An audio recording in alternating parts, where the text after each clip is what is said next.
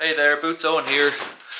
This is my office chair. The gas strut inside it has been leaking and so it drops. So I'm going to see if I can fix it. Let's see.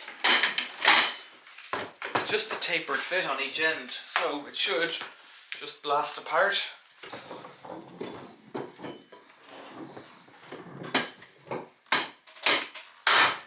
Okay, that's the bottom off. Let's just crack the plastic off it. That's no good. Well, there you go. It's got a chrome one now, so won't matter. There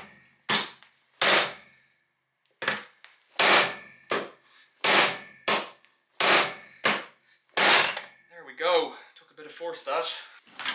So that's what we're dealing with. This is slightly bigger, so I'll sit a bit higher maybe. I won't bother putting the shield back on the shroud. That's the shroud there. I've broken the top off it because I was holding it when I was smashing it. But this one's chrome silver, so it probably doesn't need the shroud. Put that in there. That's it. It's fitted. It's fitted. Sitting on it will make it fit. Likewise, flip this up.